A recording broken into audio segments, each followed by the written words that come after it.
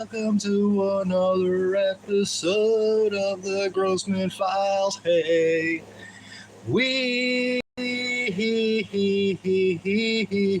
got a great one for you today. Hope everyone's doing well out there in SOS land, popping on again rather unexpectedly. Why? Well, because I had such a great time last night. I even shaved for the occasion. But I'm sitting here my last night in Puerto Rico and sitting here at my grandfather's desk in his study. And I was feeling inspired to do not exactly a scholarly show, but one in which we get a little bit more, have a little bit more interaction in terms of the case, and also try to push the boundaries of this case in terms of our intellectual understanding of it. Of course, we have added Wendy Savino to the list of official Berkowitz victims. Now, you may or may not believe that she was indeed a victim of his, but the NYPD closed the case, albeit with exceptional clearance, but they closed the case because, to the satisfaction of the Bronx Homicide Squad and the Bronx DA's office, Berkowitz at the very least would have been arrested for the shooting of Wendy Savino, the attempted murder of Wendy Savino, and they agreed wholeheartedly with the criminological profile and of the case that we put forward to them. So we are the only Son of Sam research group to actually do that. People out there are still talking about the case as if it's from Donna Lauria to Stacy Moskowitz, and that has some value, I guess. But what I like to do is push the boundaries. Whether I'm right or wrong, it doesn't matter. It's worthy of discussion. And so, of course, one of the new cases that we have brought forth to the public, that was first introduced to me by the great detective Mike Lorenzo, who found this case and brought it to my attention. Let me just, what's up, Iron Diva? Oh, my man Derek's in the house. So I'm going to get to your comments, because one of the things I want to do is discuss this as a community. But the time for drama has passed. It was a little bit fun to get into the gutter the last couple of days with the mouth-breathing troglodytic moral reprobates of the world, but ultimately that's not what's going to sustain us as a group. And if people want drama with me, that's perfectly fine. So what I thought I would do today is just bring up this discussion of the Bronx sniper, and as the Jamaicans say, let's reason together, man. Let's reason together. So I was thinking about this case, the Bronx sniper case, and a couple of critiques that could come up as well. Teenagers didn't kill in the 1970s. In 1970, it was unprecedented. Teenagers did not kill. It's just not something. It's a modern phenomenon of the school shooter and the spree shooter that's the teenager. Well, actually, it's kind of interesting to bring up that topic of the school shooter and the teenage school shooter of the modern era, because that's what Joe Berlinger in his great documentary that he recently put out that I was in. This is annoying to me. Hold on, let me fix my hair. He posited that he thought of Berkowitz as like one of the original types of guys who became a school shooter. And I thought that was a very apt comparison, personally, and one in which he probably didn't even realize or know that I had done any work on this with Lorenzo on this whole notion of Berkowitz as a teenage shooter, as a teenage killer. So it's not unprecedented, of course, if you actually look at history. And just 5 minutes before I went online here, I just looked up on Google school shootings since 1970, because 1970 was the year of the Bronx sniper. David Berkowitz was 17 years old. So this is just a quote from the first website disconnect and reconnect thing happening again with this YouTube live. Again, we're just experimenting. So whenever that happens, I'm going to just kind of pause and then restart from where I left off. So, and I quote, thousands of shootings at schools have been reported in 1970. And I'm reading it from my notes here. So between 1970 and 2022, there were 2,069 school shootings with 684 people dead. All right. So that's quite a lot. And why am I bringing up school shootings if this was a sniper case? Well, just to establish the notion that teenagers could kill, and that teenagers have killed in American history, and teenagers were killing in 1970. And of course, then we have the big three of the teenage killers. We have Charles Starkweather. He was the sniper, right, at the Texas University. He killed 3 people. He holed up as a sniper. He was 19 years old when that happened. Then, of course, we have the famous case of Dean Corll in Houston. And yeah, I know Ace Brown was Ace the Hinge Brown from Son of Sam fame was connected to Dean Corll through Jim Rothstein's notes. So therefore, it's a fact. Elmer Wayne Henley and David Brooks were 17 and 18 years old when they helped Dean Corll serial kill, torture, rape, and mass murder at least 27 kids. Okay?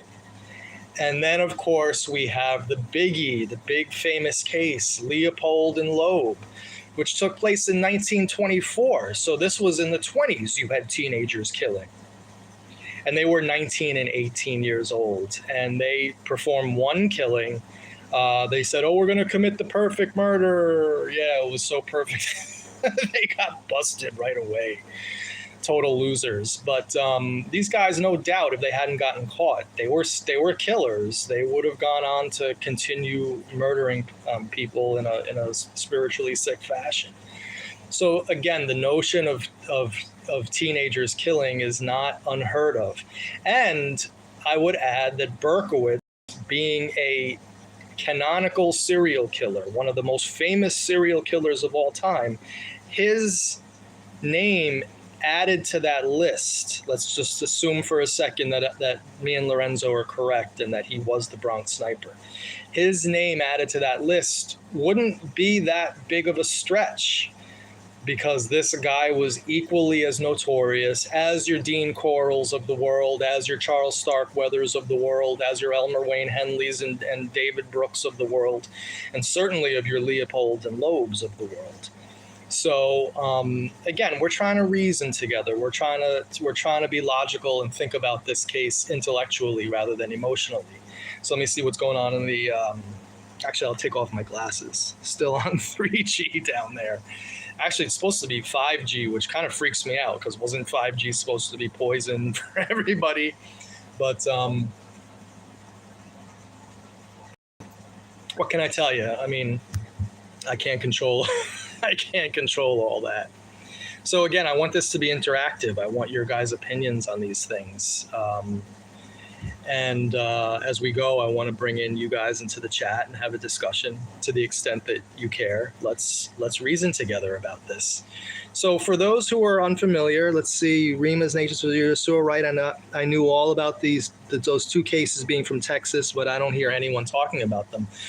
Yeah, the Dean Corll case, he used teenagers to lure his victims, and then he manipulated them into killing for him. And it's a very interesting case. And there was a really good HBO thing on Elmer Wayne Henley, one of his accomplices, who spoke to a criminologist. I forget her name, but it was really good. I watched it while I was down here in Rico. And by the way, I was watching another really great documentary. It was on a serial killer that no one ever really heard of. It was a guy called, I think his name was Richard Jaso, Jaso. It took place in California. Maybe it was Naso, Naso. But what happened, this is just a total aside, because he was like in his 20s, 30s, 40s, 50s when he was killing people. but he was on death row for a murder, and then he started talking to his cellmate about all these other murders that he committed, and now how he had all these secrets that he was never going to tell, and he was very cryptic. And then this cellmate of his, they were on death row together. They weren't cellmates, that's the wrong word, but they were on death row together and they spoke. He then got in touch with Ken Maines, the cold case guy, who then proceeded to, on the descriptions that this guy Jaso was giving to his death row mate there, he actually found the victims' names, and he ended up closing quite a few of their cases, and got closure to their family. It was on the Oxygen channel. It was quite an amazing documentary. Of course, it made me think of Wendy Savino, because here we have David Berkowitz with a potential, I think definite, but let's just say potential other victim. And it brings up the whole notion of these guys keep secrets. These guys love their secrets. He wasn't busted for Wendy, so of course he wasn't going to give it up. Plain and simple. And one of the reasons he's not giving it up now is because he knows that it was Manny Gross who came up with it, and the dude hates my guts. Like, I know this for a fact. I have seen certain things that lead me to the only conclusion, not looking for him to like me. So of course he's not going to cop to this. That's another reason why he's not copping to it. But he knows he did it. It's obvious that he did it. And of course, this Richard Jaso brings up the Naso, I think his name was. He was a photographer. It was a really nasty case. It brings up the whole notion again of that a lot of these guys have victims that you never heard of, and their secrets kept by these people. It's part of their kink of the serial killer. So what are they saying? Teenagers are quite capable of killing. My youngest son is 14. Derek, that's funny.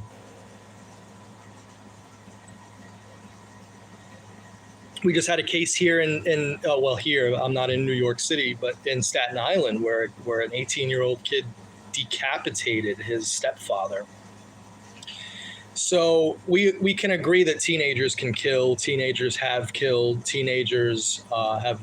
There's a long and extensive history in the criminology going back, at the very least 100 years, with Leopold and Loeb. Forget something that we learned in the Netflix documentary about how when Berkowitz was a child, a gun was put in his hand by his psychiatrist, of all people, and saying, kill the people who, or shoot the people who, or this or that. I don't even remember the exact details. That was actually the first time I heard about that. That was a Jack Jones revelation. That was pretty amazing. So this dude had a gun in his hand, and it gave him the idea of solving problems with guns at the age of like 5 or 6 years old. The dude felt great with a gun in his hand. And we all know that his nickname from his father was Sneaky, because he loved to sneak around and do things. So all of these things together combine to form the criminological profile of David Berkowitz as someone perfectly capable of murder as a teenager. Again, we're non-traditionalists in Son of Sam. It's cool if you want to think it started on July 29th and ended on August 11th. It definitely ended on August 11th, but at this point, given all the new history in Son of Sam that we here at the Grossman Files have made, the timeline is extended back at minimum of 3 months prior to Donna Loria, and me and Lorenzo think as much as 6 years prior to Wendy Savino and with the Bronx sniper shootings of 1970. So what's up, Crime Spot? How you doing, my man? Everybody give Crime Spot. Crime Spot doesn't need little old Manny Grossman to with no subscribers and hardly a fan base anymore to prop him up. But make sure you give New York City Crime Spot some love. He's the OG when it comes to mobster stuff. The dude is amazing, actually. again, because he's a very smart individual who not only is extremely bright and well-versed in his subject, but also he's great with a camera. He knows how to tell a story. He knows how to bring it to people visually. And some of his work is actually, in my opinion, worthy of a documentary itself. His work on Stax, one of the members of the Lufthansa heist, played by Samuel Jackson in Goodfellas. His work with this obscure piano player, I forget his name, who played in the lounges where these guys hung out. I mean, who thinks to interview people like that? But it's so amazing, those people's perspective on the historical record, because these people were observers of everything that was going on around them. So big shout out to Crime Spot, my man, my brother from another mother. Super, super great guy. We really respect him here at the Grossman Files. And of course, when I get back to New York, Crime Spot and I have plans to collaborate together. Figured out on what yet, but the two Puerto Rican Jews are going to get back together back in the saddle for another at least another walk and talk. So briefly, before hopefully we have a discussion on the Bronx Sniper together, I want to talk about that case. So the case took place in 1970 in what was called the Morrisania section of the Bronx. It was the neighborhood in which Nat Berkowitz, David Berkowitz's father, had a hardware store, where that summer, when these cases, they never happened before and they never happened afterwards. It was this one particular summer that David Berkowitz happened to be working at his father's hardware store, a mere 10 blocks away from the scene of the crime, that you had 6 sniper shots, one of which was fatal, and they tended to target women, which is highly interesting as well. I called it a Son of Sam before Son of Sam, because if you look at the case, it's eerily similar to the Son of Sam attacks. Unknown sniper, because remember, the Son of Sam attacks were sniper attacks. He did it with a 44 Magnum and a 32, and he did it close up in parked cars generally, but also on stoops of houses, and of course with Boscorici point blank right on the sidewalk. But they were sniper attacks, and so in 1970 you had these cases happening on 169th Street, right on Grant Avenue. And interestingly enough, this area was a mere 2 blocks away from David Berkowitz's bar mitzvah site, his synagogue, which was on 169th Street in Grand Concourse. So we know that he was going. I was bar mitzvahed. You don't just get bar mitzvahed on one day. You don't just walk into the synagogue and say, I want to be bar mitzvahed, and then get bar mitzvahed. No, it's a process that actually takes 3 years. I was bar mitzvahed. I came to it late. Usually you're bar mitzvahed at 30. I was bar mitzvahed at 14. I started Hebrew school at the age of 11 and went for 3 years, twice a week, and on Saturdays as well, I believe. It might have been Sundays, but I think it was Saturdays. And so 3 times a week I was at the synagogue, and I was a reform. I wasn't even like a hardcore Jew. The Berkowitz was at the very least at a conservative and very likely an Orthodox synagogue, so it's even more hardcore. So this is all to say that Berkowitz was going to that neighborhood for years, starting at the age of 11 to 10, and having Hebrew school, and then getting his bar mitzvah at the age of 13. So he was extremely familiar with 169th Street. He was very familiar with that area, and he was also familiar with that area because his father's hardware store was there 10 blocks away. We remember from his Abramson book, again, we're synthesizing information in the new thinking of Son of Sam. We are not Son of Sam traditionalists journalists who only think of these crimes as taking place from July of 76 to August of 77. We're bringing it back to April of 76. We're bringing it back now, potentially, possibly to the summer of 1970. So we remember in Abramson's letters, which everybody agrees, whether people hate my guts or like me, everybody agrees that the Abramson letters are a gold mine of information for Berkowitz, because he was telling the truth in those letters. He might have exaggerated one or two things here and there, but he had a lot of respect for this Abramson. And of course, he got off on the fact that this guy Abramson, this famous psychologist, was analyzing him. So he told him the truth, and he talked about how he would walk everywhere, he would bike everywhere, he was always roaming the streets and walking around and getting into mischief and doing petty vandalism and all that kind of stuff. So again, we bring that into the equation as well. So here you have a guy who's 17 years old, who is perfectly capable of murder because he went on to murder. I truly believe that if you can murder at the age of 24 and 23 like he did, that you can murder at the age of 17, and that you can murder at the age of 13 if you really, the psychosis is in there, it's built in. In fact, when you're 17, you're even more reckless because of the puberty and the hormones. So it lends itself to even more anger and violent tendencies. So let's see what's going on. So chat's kind of dead. I'm hoping that more people give me their thoughts on the Bronx sniper case. And if you disagree with me, bring it up. That's what we're here for. We're here to discuss this case as a community. And if it doesn't work out, it doesn't work out. Again, I'm experimenting with these YouTube short live streams. And if it doesn't come to fruition that people participate, well, whatever. Maybe in the comment section we'll talk about it. But I enjoy the live interaction with the crowd. And it's so boring to talk about the traditional Son of Sam shootings. I mean, how much more can we talk about with that stuff? And of course, the whole cult theory has been blown out of the water. It's not even worth discussing anymore.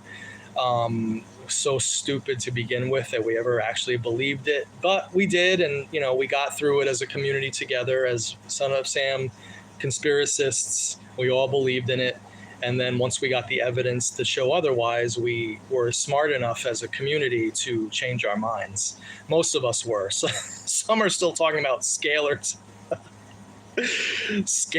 technology, talking to Berkowitz through scalar technology, and Glassman was doing it from below his apartment. Absolutely ridiculous. Thank you, Kara. Sending you love and light, brother. Thank you. And so here you have this neighborhood where it's never happened before, and it never happened after, because Berkowitz went to the Army right after that in 1971. He wasn't around the next summer to do this, right? And how do we know he didn't go to the Army? Because he was scared shitless of getting caught for the Bronx sniper attacks, right? He went into the Army because he did the Bronx sniper attacks and was so maybe horrified at himself for having done that he felt like, let me go to the Army and somehow that'll absolve me of my sins, or I'll get disciplined and I won't do this again, and so on and so forth. Again, I'm just speculating. Anybody who takes this live stream and then I'm trying to talk fact, it's not the case. I'm talking to you guys as educated Son of Sam heads to reason with this case. So you have these 6 sniper attacks, and it's interesting that it's 6 because there were how many attacks in Son of Sam? You had, well, take what Savino out of it. Loria, Carl, Denaro, Lomino Damasi, Freund, Voskerichian, Placido, and Moskowitz. You had 7 attacks. So it fits there with his criminology. He had 7 attacks before he got caught, and he wanted to get caught by like the 5th one. So in the Bronx Sniper, you have 6 attacks.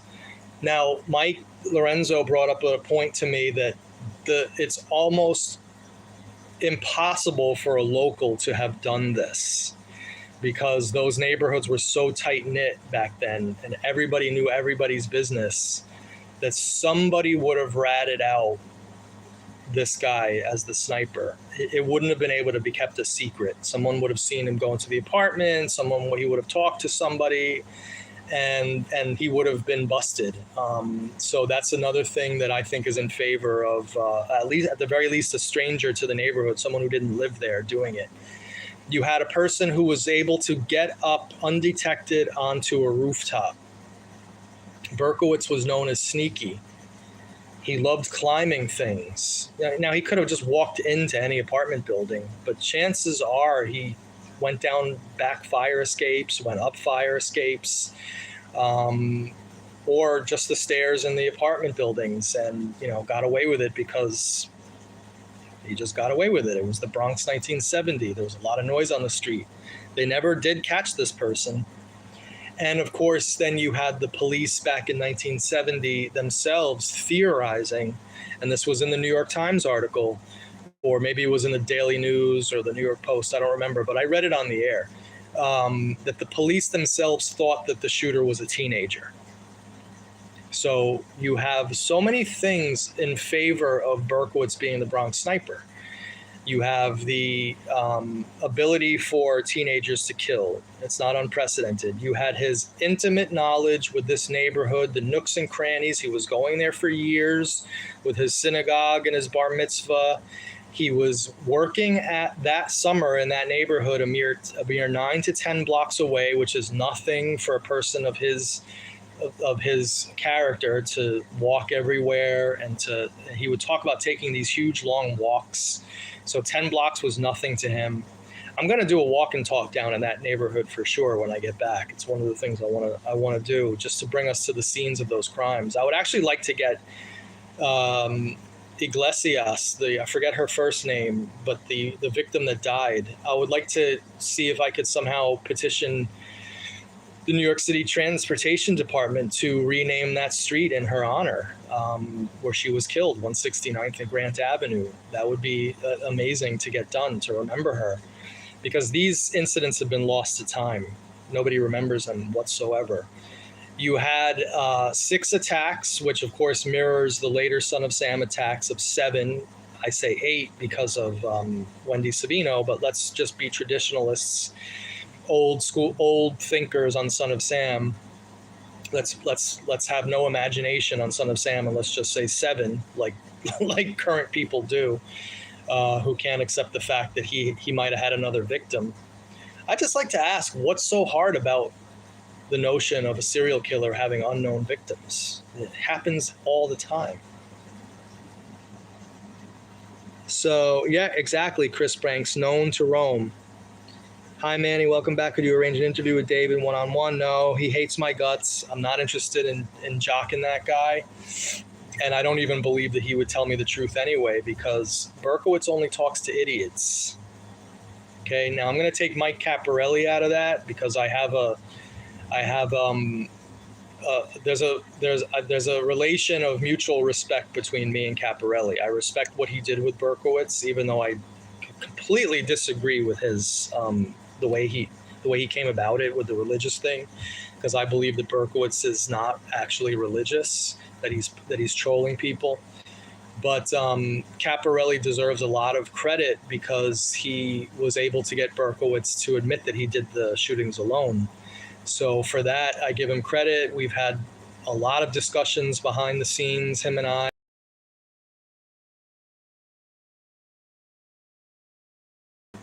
Like the other people who were Berkowitz fan, in his fan club, not saying that Caparelli is.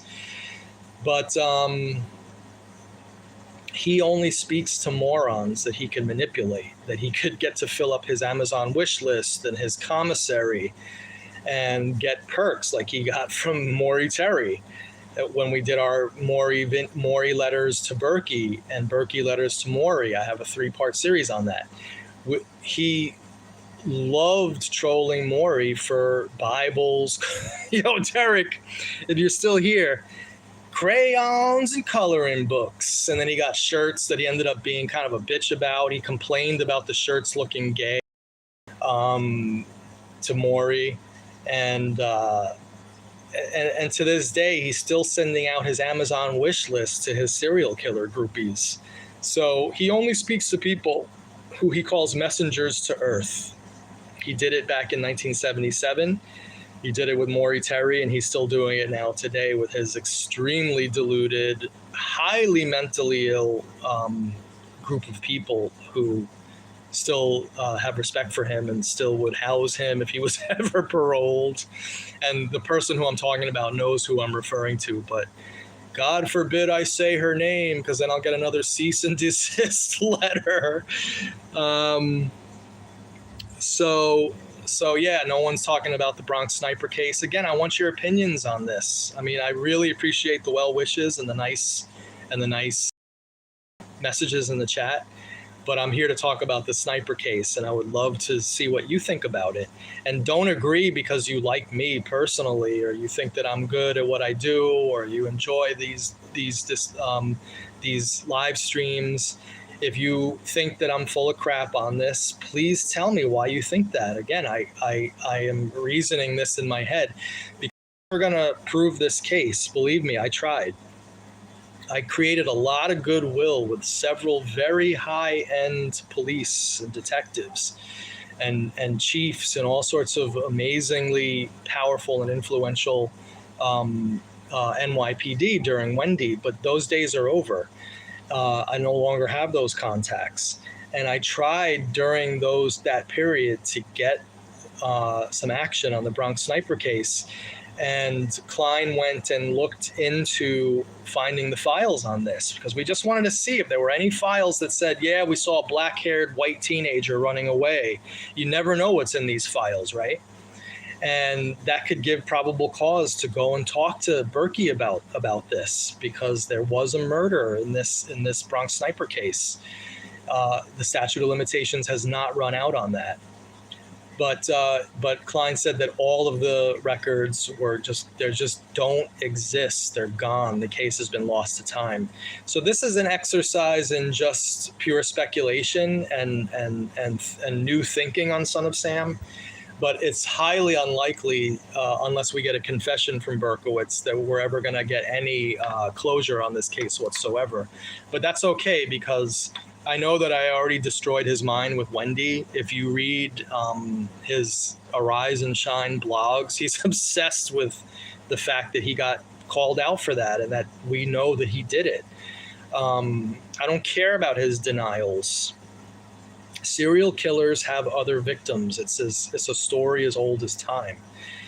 Berkowitz is no different, and it's just comforting enough to know that if Berkowitz did the Bronx sniper case, that he knows that we are talking about it, because that will also give him a lot of agita, and who knows, if this dude's truly a Christian and he actually did it, maybe we'll get a confession before he gets sent down to the bowels of hell. Kara says you were on to something, Han, behind you 100%. Cool. Was Berkowitz part of any cults? No, we don't discuss those inanities here. Rakesy McBadjois. Never our history here, but we deal in Son of Sam truth, not mythological fairy tales.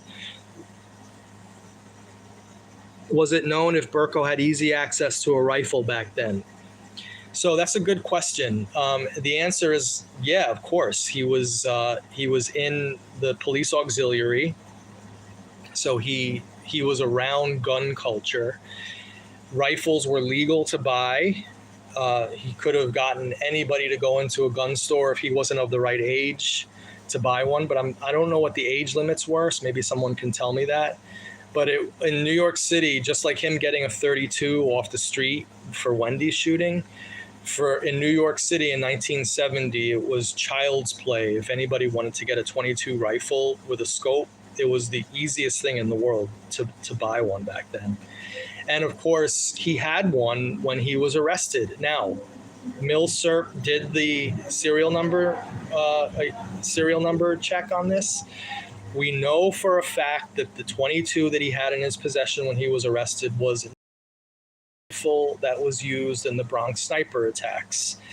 We were hoping that it possibly would be, because maybe there would have been a ballistics, and we could have somehow, if the rifle still existed in NYPD inventory and a bullet still existed from the Bronx sniper case, we could have easily done a ballistics check. But Milsurp, the great Milsurp, the firearms expert, he said to me that the 22 that Berkowitz had was manufactured in 1973.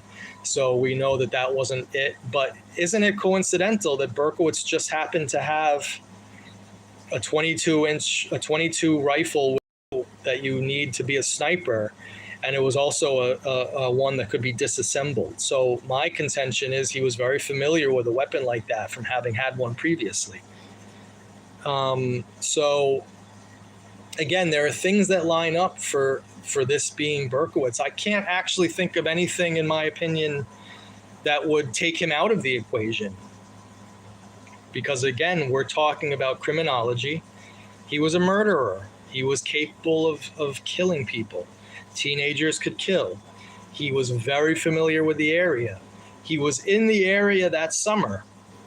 These incidents happened only in the summer that he was working in that area with his father. And then they didn't happen afterwards because he went to the army. No one ever continued along with the sniper attacks on that area in the Bronx, or anywhere else for that matter. Just like Son of Sam, these were singular types of attacks that took place. In my Bronx sniper shows that I did several months ago, I went through a historical record of sniper attacks in the Bronx, and there was nothing similar to this. It was mainly just people who were like criminals, and they were holed up trying to hold the cops at bay. There was one incident where teenagers were on a roof and they let off a pop shot that accidentally killed somebody. Nobody was actually aiming for anybody in those cases. And they caught the people who did that because they were turned in and or confessed. The Bronx sniper case of 1970, where 6 shootings took place, 1 fatal, were singular in and of themselves, much like Son of Sam. So criminologically, they fit the profile of David Berkowitz. Yo, what's up, Lord? How you doing over here, people of the so-called world? Let me grab some water. Let me trigger some people by drinking.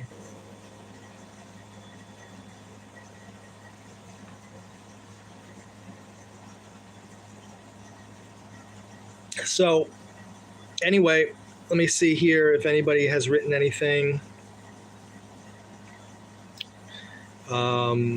So yeah, getting back to interviewing Berkowitz, no, I would never want to or seek it out. I have no interest in it. I don't need to speak to him.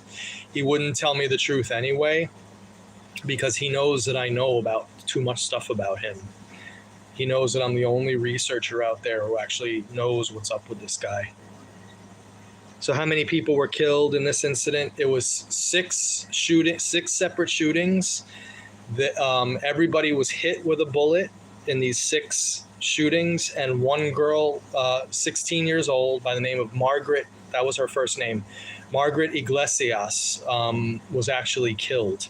And not only that, I forgot to mention this, when she was lying on the ground dying, the sniper pumped another bullet into her, like shades of Wendy Savino, right? Shades of all of the Son of Sam attacks that were done with multiple shots. It wasn't just one shot.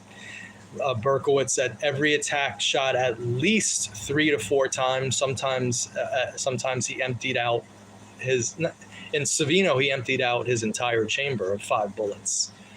So, but he would shoot, generally speaking, 4 of his 5 bullets in every one of the attacks. So you have the profile of a cruel sniper, somebody who watched his victim lying on the ground, dying, still moving, and then pumped another bullet into her. So that is very, very, that screams out Berkowitz to me. What time of day did these shootings occur? Were there similar time frames? Yeah, they took place all at night under the cover of darkness, just like the Son of Sam. And they took place in the summer of 1970 when he was working at his father's hardware store, a mere 9 to 10 blocks away, and again, a mere 2 short blocks from his synagogue, where it was very likely that he was extremely familiar with that block of 169th Street, leading, because his that's where his synagogue was. Is there any remote possibility of this case being reopened? Again, the answer is it's still technically open because it's never been closed, technically, because there was never a person arrested for this. But again, we tried to find evidence on this. It just does not exist. My friend and excellent cold case detective, Robert Klein, now retired first grade detective, NYPD, he tried very hard to find the case file for this and could come up with nothing. The precinct that it was in was notorious for not keeping records. Everything moved at some point in like the 90s. Where they transferred out files out of places and moved them somewhere else. So this case, unfortunately, in my opinion, is lost to time. So there's really not much more to say about it other than my belief that Berkowitz did it, Lorenzo's belief that Berkowitz did it, and then once I get back to New York and I get my equipment back in December, I'm gonna go walk the neighborhood, and I highly doubt that anyone's gonna go there before me, and if someone does, that's fine too. He worked in a building, high floor access to roof, possibly. No, he worked at his father's hardware store, Greg, but don't forget that Berkey, well, maybe you didn't know in the first place because I don't recognize your name. You weren't here probably for the Psychiatric Sunday series that I did, but Berkowitz was a repeller. He would talk about climbing mountains, using his ropes and climbing. He loved to climb. He loved to scale mountains and all sorts of stuff. He talked about that quite extensively to his psychiatrist. So him getting up onto the roof of a building was child's play. He could have done it one of 2 ways. He could have just simply walked into the front door of one of those buildings, which probably those doors in those buildings were not very secure. He could have walked in through an open basement door, through an alleyway. Remember, his nickname was Sneaky. That was the nickname his father gave him because he crept around and he did all sorts of antisocial acts sneakily without people seeing him. He was an expert in that. Or he could have just if you look at my live streams, we do take a Google Earth view of the neighborhood. There were plenty of first floor fire escapes that he could have climbed onto and got up that way. And this was a slum by 1970. This lighted area. People weren't too concerned about some dude walking up a fire escape at that point. And then he could have just, somebody who might have seen him went away and then did the shootings. One of them took place at 11 o'clock at night, generally around the same time that the later Son of Sam shootings took place. They were all nighttime attacks. When was the Bronx sniper active? It was the summer of 1970. It was only one summer. If you read the article at that time, just Google the Bronx sniper 1970. There's some excellent articles on it online. It's like reading a Son of Sam article from 1977. It's like chilling how similar the tone of those articles are. And it took place just for that one summer when Berkowitz was working at his father's hardware store, which was simply 10 blocks away maximum from the scene of the crime, and again 2 blocks away maximum from his synagogue. Berkowitz was extremely well versed in this particular neighborhood. He had been going there for years by that point. I went to the Riverdale Temple. It was on 246th Street and Independence Avenue. In order to get there, I had to walk from my building on 238th Street. I knew every alleyway, every crack in the sidewalk, every overpass, every building, every basement door, every fire escape, every front entrance to every building along the route of from my house to the synagogue. So you can guarantee that Berkowitz was exactly the same way when he got to his synagogue, that he was also very attuned to his neighborhood and to that neighborhood and knew the ins and outs of it.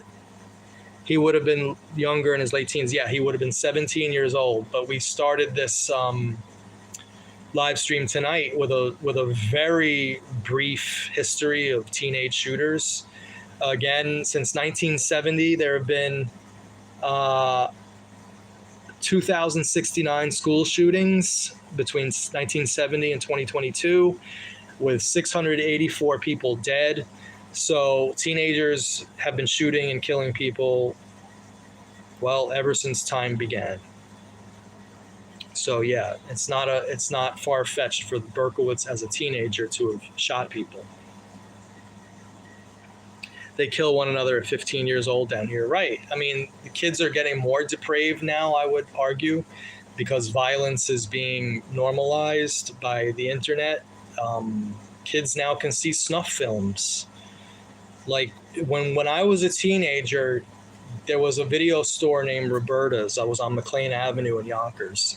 And my ass was there every weekend, drove up from my neighborhood in Riverdale. It was like a 10-minute drive, sometimes walked up.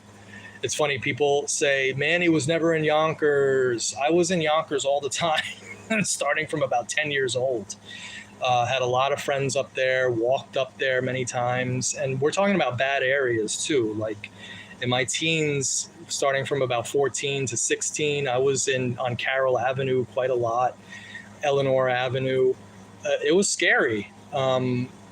My drum teacher was on Bailey Avenue and just across Riverdale Avenue. I used to walk there from my house and from my apartment in Riverdale. So I forget what the point of this was. But yeah, I forget what my ultimate point was. Oh, yeah. Roberta's Video City. Those of you who are old school heads from Yonkers will remember that was the best video store. And it was like a big deal. They had Faces of Death, right? And we got that as teenagers, and it was like crazy watching that. I couldn't even really watch it because it was so sickening to watch. I don't even know how real it was, in fact. But now online, you could just look up any one of these sites and you can see the cartels beheading people, chopping people up with, what is it called? Chainsaws and all sorts of sick stuff like that. And it has to be warping the young minds. Teenagers should not be looking at that. Nobody should be looking at that stuff, but certainly not teenagers. The interesting part is what he did during this cooling down period. I don't quite understand what you mean by that, so I can't comment. You mean the time period between the Bronx sniper attacks and Wendy Savino's shooting? When he went to the Army. I mean, God knows what he did in the Army as well. I mean, I don't think that he was killing people in the Army, but he could have. He could have killed people in Louisville that we don't know about, and so on and so forth. Between 70 and 77, 76, but yeah, he was in the Army, and then he came back from the Army, and he basically went nuts and started killing people not too long after he came back from the Army. Officially just 2.5 years. He wanted to go to Vietnam. Bro, I remember Faces of Death as a kid. My dad got a Hollywood video store. You were about 8. Oh my God, someone's father should be yeah, that wasn't cool, man. 8 years old, but hopefully it didn't have any lasting effects on you. And And yeah, and that kind of stuff was bad. But yeah, Roberta's Video City. I used to call it Roberts because I was never sure whether Roberta was a man or a woman. But she was actually an extremely nice person, and I actually worked there for a little while as well. Because I used to love movies. I mean, that was what we did. We used to rent movies as teenagers all the time, and I was just heavily, heavily into cinema, as they say. One of my favorite movies from that period was Road Warrior by Mel Gibson. But of course, I always loved. I was a sucker for Rocky 3, 2, 4. Rocky 4 was my jam. Living in America, James Brown. I love Rambo. I loved my favorite movie from that era was Commando with Arnold Schwarzenegger. Remember, Sully, when I promised to kill you last? That's right, Matrix. You did. I lied. Oh, you lied. You saw the on Sully. You saw the cable on his leg. That was a classic movie, Commando. Yeah, The Road Warrior was my jam. I didn't actually like Mad Max, the first movie. To me, The Road Warrior was the jam. You want to get out of here? You come to me. I always wanted to buy one of those cars, the V8 Interceptors. I mean, that was a really great movie. So I knew you would love those Commando lines. Yo, Commando was my jam back in the day. I loved Arnold Schwarzenegger. But anyway, so I think we did what we needed to do talking about the Bronx Sniper. There's not really much to say. I think I laid out a case here why I believe. I'm not saying that he was the Bronx Sniper. I'm just saying why I believe. And just to recap, teenagers could kill. Serial killers love their secrets and have other victims. Usually the official count is nowhere near the count of reality in the real world. He was the actual attacks were very similar to Son of Sam. He did have a .22 sniper rifle. It wasn't the same one, but he, for some reason, had the same type of weapon that was used in the sniper attacks. Again, I'm not saying it was the same one, but why would he pick that weapon to have in his arsenal, right? The attacks took place in the neighborhood in which he was extremely familiar. The attacks were a spree that the cops knew was being committed by one person, and they thought it was a teenager. It took place in the summer that he was present in that neighborhood. He wasn't there the year before. He wasn't there the year after. It just happened to happen in the summer that he was working for his father. And he loved to be sneaky and do things under cover of darkness. And also, of course, the abject cruelty of the murder of Margaret Iglesias, where while she was writhing on the floor, the Bronx Sniper, and again, they had a name for the guy, just like Son of Sam. He was called the Bronx Sniper.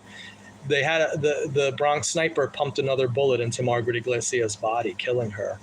So that's what that's kind of it. I'll stick around a few more minutes just to see if anybody wants to discuss the case or anything else. If you have any other questions that you want to ask the G-Man, feel free. We got 32 people here watching, which is great. It's been a while. It was good to see you. Be safe. All right, my man, Lord, good to hear from you.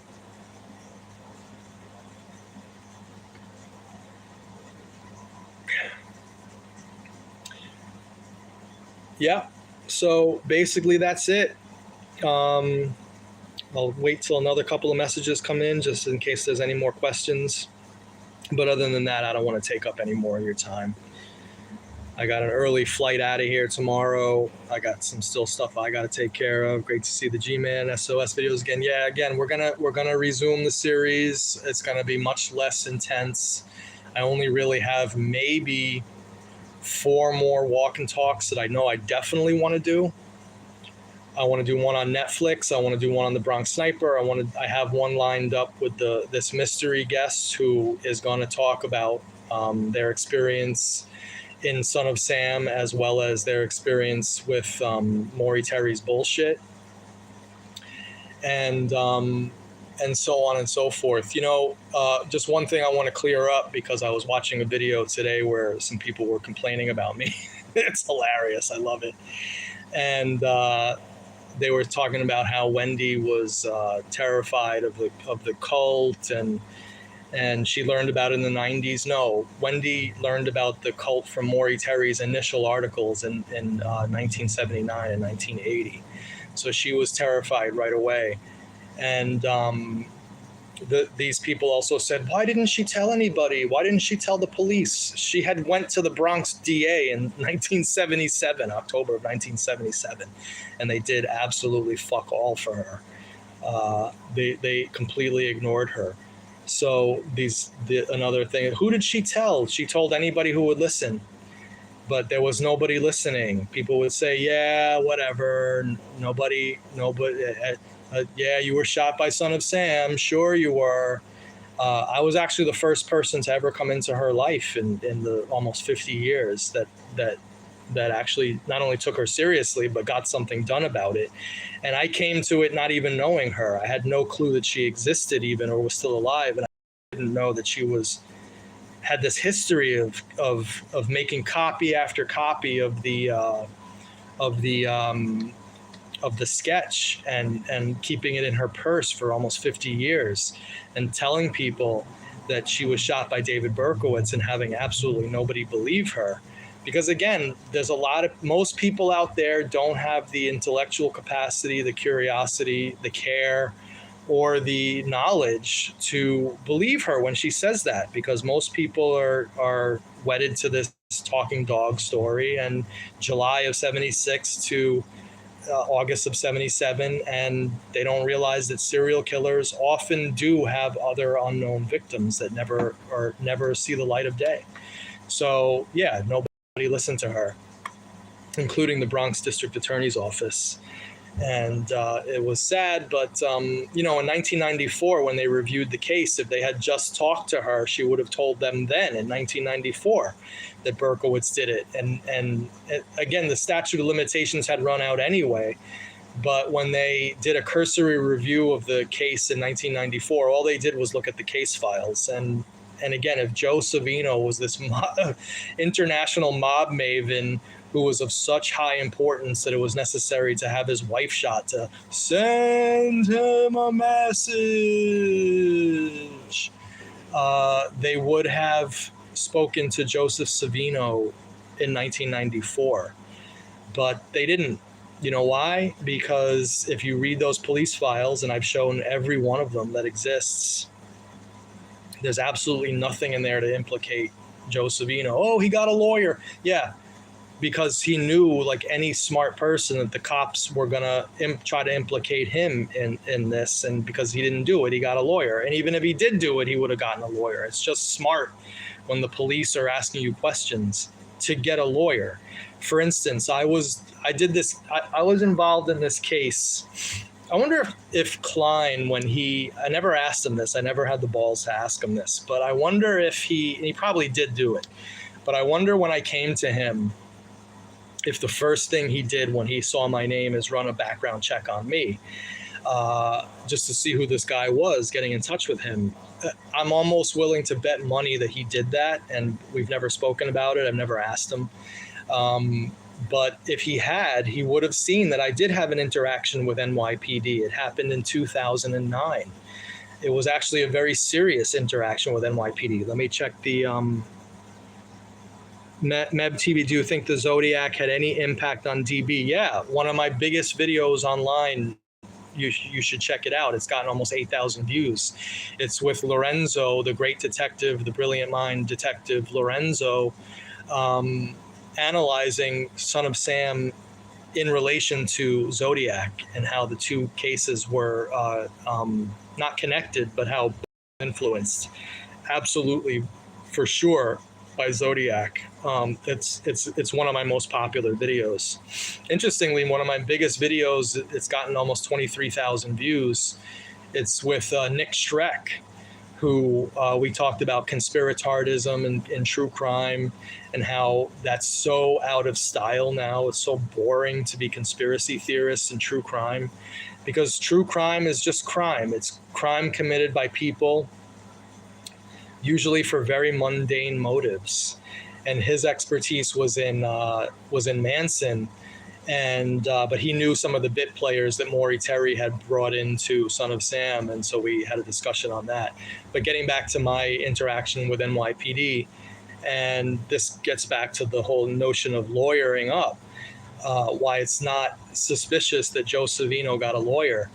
So I was gardening one time in what's known as the Marble Cemetery. It's on 3rd Street and 3rd Avenue. If you look this up, type into Google either now or later, Marble Cemetery plastic explosives. You'll read all about this case. Maybe I should do a walk and talk on this. So I'm in the Marble Cemetery on 3rd Street and 3rd Avenue, and I'm in there with the crew, and the boss is doing work, and I'm doing work in a little, like 15 feet away from the boss. And all of a sudden I hear the boss go, "Oh shit." And so like it warranted enough that we stopped what we were doing, and he was looking into a hole in the ground. And my first thought was, "Oh shit, someone buried a baby. We're going to see a dead baby now. This is going to be horrible." But we get to the little hole in the ground that he's looking at, and I see a plastic bag.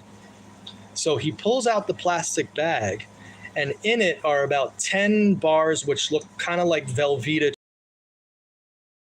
rectangular, wrapped in plastic. And it's like aluminum type of plastic, about 2 inches by 2 inches by like 8 to 10 inches. And I look at the side of one of the packages, and it says MDX. And don't ask me how I knew this, but I'm an old 9/11 conspiracy guy. I still believe 9/11 was an inside job. I think you have to be an absolute moron to think that Arabs did 9/11. But I had come across MDX as plastic explosives, reading about 9/11 and theories associated with that. So I immediately was like, this is freaking plastic explosives. This is serious what we just found. So the boss says, "Okay, everybody, you didn't see this. I'll take care of it. Everybody just walk away. You didn't see this." And of course, not being a rat, that's one of the reasons why the cops, I work so well with cops, because I know how to keep secrets, and I know how not to talk about things that I shouldn't talk about. I just forgot about it. He said, forget about it. He was going to take care about it. I forgot about it. So a year and a half later, I'm driving down from Saratoga Springs, and I hear on 1010 Winds, plastic explosives found at the Marble Cemetery. So my boss was such a dummy that he took the bag and he just threw it under a shrub and just left it there. And the Marble Cemetery is actually not well traveled. You have to have a key to get in there. They do tours every now and then. That thing sat for a year and a half underneath a shrub, 10 bars of MDX explosives. And no one even thought about it. But one day somebody picked it up, saw it, and they rightly were freaked out, and they called the NYPD, and the terrorism squad came. Anyway, long story short, I knew at that point, I was like, all right, the cops are going to call me in 5, 4, 3, 2, and then the phone rang. I was actually gardening when it took actually like a day or two for the cops to get in touch with me, but I knew the cops were going to call me. And my father said to me, he said, "You had nothing to do with this, obviously, but we're going to get you a lawyer, and you're going to go and talk to the police," because they wanted me to come into the FBI, NYPD, arson, terrorism squad, and have not an interrogation, but an interview. And so I lawyered up. I had nothing to do with it, but I got a lawyer. So whenever you talk to the cops, it's just smart to get a lawyer. What I always wondered about that day was when I walked into the interview room, the cops were playing Red Barchetta by Rush. They were playing Moving Pictures by Rush. And I said to them, "Hey guys, you better turn that off, because like I'm going to just start air drumming during our interview." And And but long story short, so I always wondered if Klein knew that. He probably does, and he never said anything to me about it. But I had nothing to do with it. I was just an innocent bystander. The cop said to me, well, you saw something. Why didn't you say something? I said, it wasn't my gig. If this had been my job and I was the boss, you would have learned about this a year and a half ago. But I was just a worker. I knew that there was no imminent danger because you have to have a charger on those explosives in order to do anything. There was no, I was told to shut up and I shut up. That was basically it. So you could look that up. Right. So Dom said, I understand why in 77 they were glad it was over and not looking to go hunting for additional cases. They would have been overwhelmed with cases from all over the city and it could have been endless. Well, interestingly enough, to your point, Dom, in 77, right after the arrest, I have the documents, but I'm not sure I'm ever going to do a show on it because I actually don't believe that this was a victim of Berkowitz. But Dom, to your point, exactly to your point, you're a very smart person. I have all the files of a family from Riverdale who was absolutely 100% convinced that their son, actually the person who brought it to the cops' attention was the sister of the victim, that their brother was in a VA hospital. It was up in Montrose, New York, and that he was beat up, physically assaulted by David Berkowitz, who was in the bed next to him at the VA hospital in Montrose, and was beat up to such an extent that it caused his death a few days later. But in the autopsy report, the guy died of acute alcohol poisoning. He was an absolute drunkard. There was no signs of physical attack other than him falling when he died, and the medical examiner ruled it a natural death, and it wasn't a homicide. But to your point, Dom, the sister was so insistent that it was David Berkowitz that she went to the cops. She wrote her local congressman, the guy named Bingham, because it was the family was from Riverdale. Now, that's going to get all the conspiracy theorists all hot and bothered because Jonathan Bingham, the congressman, his daughter was in the process. Whatever. I mean, Bingham was one of these blue bloods from the Riverdale area who was friends with Alfred Hunt Howell and all that whole Dodge Foundation crew. And he wrote a letter to the woman as a congressman saying, we're very sorry. Your brother was found dead. But the medical examiner was Michael Baden, who did the autopsy, interestingly enough. The medical examiner did their work. I believe the work of the medical examiner is correct, and your brother was not a victim of a homicide. But these people insisted that David Berkowitz was in Montrose VA hospital and had beat up their brother. So to Dom's point, he's exactly correct. There were, besides Wendy, other people coming forward, and who knows, maybe that influenced them with Wendy. Oh, here's another crank coming to us with a story about David Berkowitz being the shooter. And also, of course, there's the realities of the situation in the real world. They had their man, and they weren't going to go through a big, long rigmarole for an attempted murder. If it had been a murder of Wendy, maybe they would have wanted to add that to the list or try to indict him. Because again, he would have been indicted for her shooting. The criminology was the same. The time period was the same. The kill zone was just like a mile and a half away from Loria.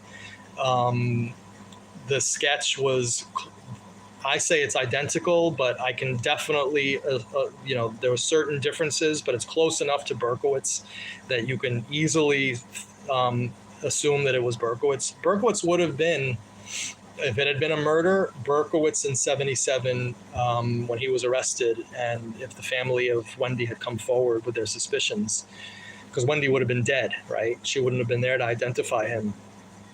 They would have definitely have, at the very least, indicted him for that, if not convicted of him of it. So, all right. Well, we went off on a little tangent here. Just since I'm talking about my record with NYPD, the only other time I ever had a run-in with NYPD was these bastards. I was trying to make out with this girl that I had met. We were in a park, in my local park that I had gone to for my entire life. Hung out there thousands of times at night. So it was just another night to me hanging out in the park. But it was at the end of the month, and it was during the Bloomberg years. And the cops came in and swept everybody up and gave us all trespassing tickets. So I had to go and plead my case in court. I didn't even actually say anything. The judge dismissed it out of hand right away, but I did have to go to court for that. But other than that, I'm actually scot-free in terms of my interactions with NYPD. They've all been, for the most part, extremely positive, and I'm very happy to have made the acquaintance of many of the NYPD and YPD officers that I have.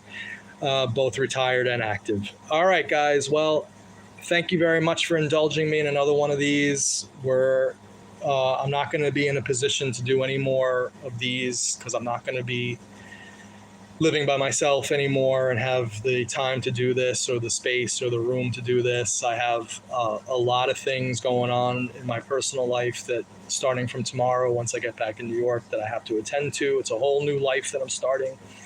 Again, I'm not going to ever talk about details of my personal life anymore because I just don't need the crazies trying to get me fired or any of this kind of stuff. But until my stuff comes back from Puerto Rico in mid-December, it's going to be extremely slim pickings. That's another reason why I wanted to come on tonight and pop on and talk about this and reason with all of my friends in the Son of Sam community, the Son of Sam Truth community, and the only community that exists right now in the Son of Sam world that has working brain cells. And for that, I'm extremely appreciative of everyone out there. Can't wait to get my camera back so we can start looking a little bit more professional again. And until then, we will see you at the next show. All right, let's see if I can turn this off. Thank you very much, everybody.